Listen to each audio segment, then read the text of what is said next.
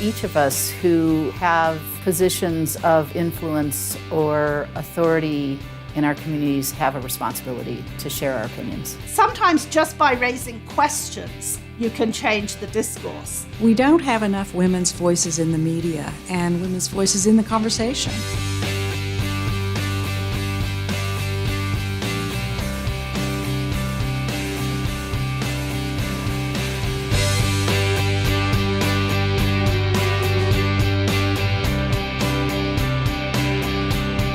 I first met Katie Ornstein at a meeting for Women Moving Millions, and she did a short several-hour session with the membership, and I was blown away, so impressed by the need that each of us had who were out giving speeches and actually being leaders in the world, and how little prepared we were to say, I am so-and-so and I am the expert in. And how that is so powerful in being able to actually have those opinions matter in the work to try to change the world.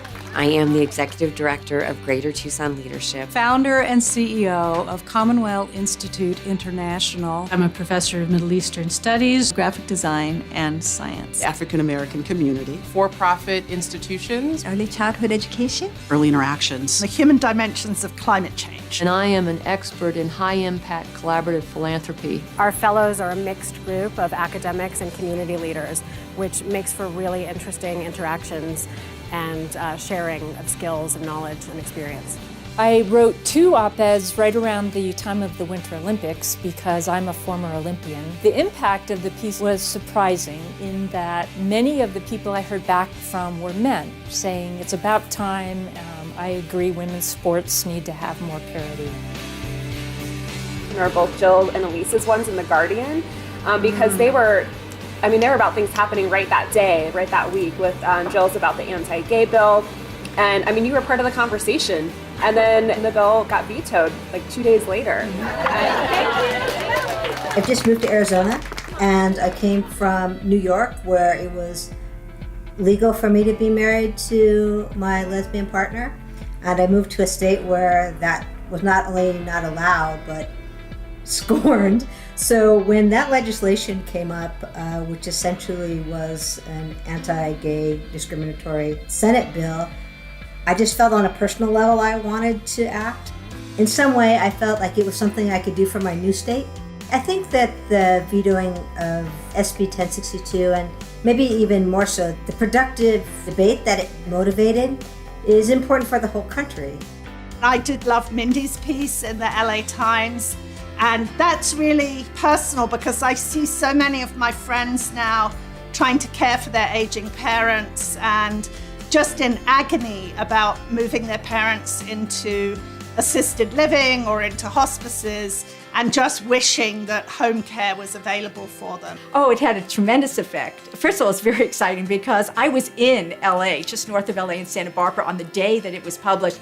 And I was actually at a scientific conference where we were discussing the value of a certain scientific thing we wanted to get out there. And people literally opened up the paper and saw it was positioned extremely prominently in the LA Times. It was, front and center, large font article. And so it immediately raised my status within this conference. And I started to get calls, different funders, commercial insurers, accountable care organizations, health plans. These are the people that we were trying to get the message across to who started contacting me directly. There's probably hundreds of thousands of people, old people who are in their homes who would benefit from this right now. I have cited the work of 2 other fellows. Daisy Jenkins has for a long time been working on issues of racial disparity and discrimination. To date, I've written 4 op-eds, and I'm working on my 5th. I've been able to galvanize people that I would not have been able to reach previously to become engaged in local public school issues. There was a tremendous reaction. It prompted the newspaper to launch an investigation. I feel that I have a duty and actually an obligation to share my knowledge, the expertise that I've gained, the experiences with the public, because it gives a perspective that's often not heard. People need to see scientists as human beings, and that for those of us who have worked on these issues for decades and can see the risks and the damage that's being caused by environmental degradation. If scientists use their personal voice more,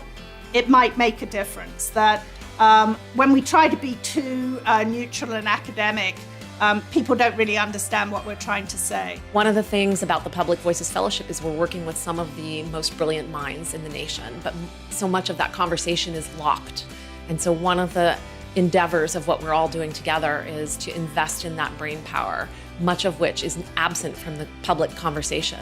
What could we do, and what would be the return to society if we could invest in all those missing voices and missing ideas? What I love about the Tucson Fellowship is it really is a community project. It was bringing activists and academics, that mix between having it be perfect and publishable to wanting to end sex trafficking tomorrow morning. It's a great mix, and I think it's a great model for communities. If you want to make a difference, you often have to take a position. The danger of people not sharing their knowledge is that if you don't say what you think, other people fill in the blanks for you.